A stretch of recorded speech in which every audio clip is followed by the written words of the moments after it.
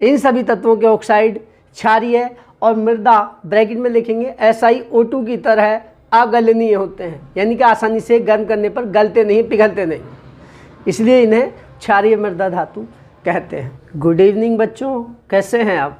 आज हम पढ़ेंगे कक्षा 11 की यूनिट संख्या 10 के चैप्टर 10.2 क्षारीय मृदा धातु में इस चैप्टर की वीडियो संख्या फर्स्ट। बच्चों, आज इस वीडियो में हम क्षारीय मृदा धातु और उनकी आवर्त सारणी में स्थिति के बारे में पढ़ेंगे, जो कि आपकी परीक्षा के लिए अत्यंत महत्वपूर्ण है। इसलिए वीडियो को ध्यान से देखिए ताकि आपको पूरी वीडियो, पूरे स्टेप्स अच्छे से समझ आ सके। और यदि आप हमारे चैनल पर पहली बार आए हैं तो चेक कर लीजिए कि सब्सक्राइब वाला बटन यदि लाल दिख रहा है तो उसे दबाकर ग्रे बना दीजिए और बेल आइकन को दबाकर ऑल वाला ऑप्शन चुनिए ताकि आपको हमारी वीडियो तुरंत ही मिल जाए जैसे ही हम नई वीडियो अपलोड करते हैं। तो चलिए शुरू करते हैं। आवर्त सारणी के सेकंड ए उपवर्ग या 12वें वर्ग में 6 तत्वों को रखा गया है, जो इस प्रकार हैं। Beryllium,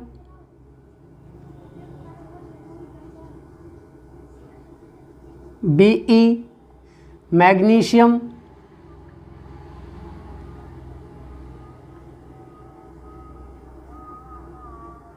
Mg,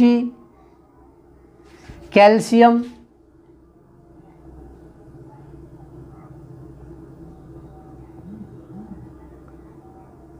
Ca, strontium,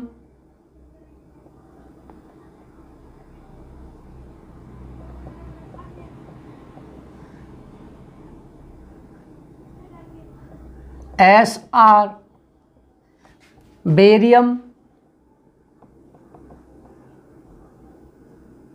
Ba और रेडियम।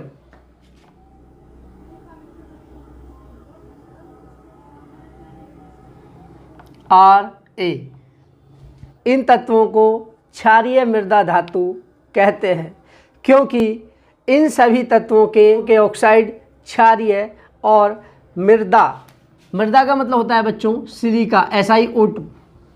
इन सभी तत्वों के ऑक्साइड क्षारीय और मृदा ब्रैकेट में लिखेंगे SiO2 की तरह अगलनीय होते हैं, यानी कि आसानी से गर्म करने पर गलते नहीं, पिघलते नहीं, इसलिए इन्हें क्षारीय मृदा धातु कहते हैं। अब हेडिंग बनाएंगे बच्चों, आवर्त सारणी में स्थिति, पोजीशन इन पीरियोडिक टेबल। तो इसमें पहला पॉइंट बनता है बच्चों इलेक्ट्रॉनिक विन्यास। बच्चों, ये इंपॉर्टेंट टॉपिक होता है। प्रश्न आता है मैग्नीशियम, कैल्शियम, स्ट्रोंशियम और बेरियम की इलेक्ट्रॉनिक विन्यास के आधार पर आवर्त सारणी में स्थिति की विवेचना कीजिए। इस प्रकार का क्वेश्चन कक्षा 11 के साथ साथ कक्षा 12 की बोर्ड परीक्षा में भी पूछा जाता है, ठीक है। इसलिए बहुत ही ध्यान से देखना है आपको। सभी का तरीका एक ही जैसा होता है, ठीक है। इलेक्ट्रॉनिक विन्यास करना आपको आना चाहिए। तो इसमें करेंगे सबसे पहले इलेक्ट्रॉनिक विन्यास। 4Be 1s2 2s2।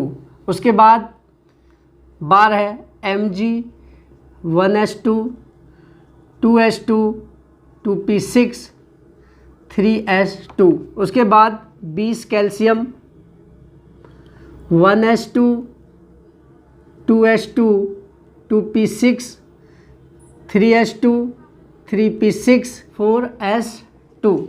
इसके बाद 38 strontium Sr 1s2 2s2 2p6 3s2 3p6 3d10 4s2 4p6। उसके बाद 5s2। इसके बाद 56 barium Ba 56 Ba 1s2 2s2 2p6 3s2 3p6 3d10 4s2 4p6 4d10, उसके बाद 5s2 5p6 और 6s2।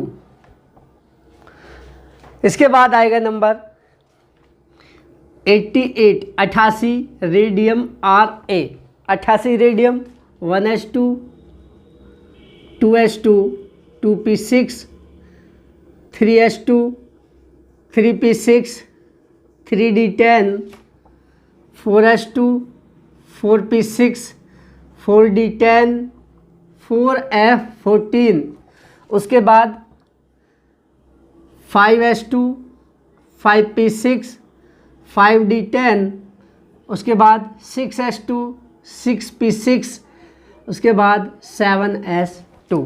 ये इलेक्ट्रॉनिक विन्यास कर लेंगे बच्चों। अब इसे ध्यान से देखिए, सभी के वाहितम कोश में s उपकोश में 2-2 इलेक्ट्रॉन है, ठीक है। तो इसमें नीचे लिखेंगे इन सभी तत्वों के वाहितम कोश में 2 इलेक्ट्रॉन हैं तथा अंतिम इलेक्ट्रॉन वाहितम कोश के s उपकोश में प्रवेश करता है। एक जैसे इलेक्ट्रॉनिक विन्यास के कारण इन सभी तत्वों को आवर्त सारणी के सेकंड A उपवर्ग या 12वें वर्ग, इसको बच्चों ब्रैकेट में लिख देंगे, ठीक है। इन सभी एक जैसे इलेक्ट्रॉनिक विन्यास के कारण इन सभी तत्वों को आवर्त सारणी के सेकंड A उपवर्ग ब्रैकेट में या 12वें वर्ग में रखा गया है। इसको बच्चों हाईलाइट कर देना है, चाहे तो ब्लैक पेन से अंडरलाइन कर दीजिए, चाहे तो आपको ब्लैक पेन से ही लिखना है। तो बच्चों क्षारीय मृदा धातुओं को रखा गया है आवर्त सारणी के सेकंड A उपवर्ग में, ठीक है। तो बच्चों आज इस वीडियो में इतना ही पर्याप्त है। आशा करता हूँ क्षारीय मृदा धातु क्या है और इनका आवर्त सारणी में स्थान इलेक्ट्रॉनिक विन्यास के आधार पर आपको अच्छे से समझ आ गया होगा। यदि समझ आ गया है तो लाइक करके कमेंट में अपना रेस्पॉन्स दें। यदि कोई पॉइंट समझ नहीं आया है तो कमेंट करके आप पूछ लीजिए, हम आपको अलग से समझा देंगे। तो बच्चों आज के लिए इतना ही पर्याप्त है। कल फिर एक नई वीडियो के साथ मिलते हैं, तब तक के लिए थैंक यू।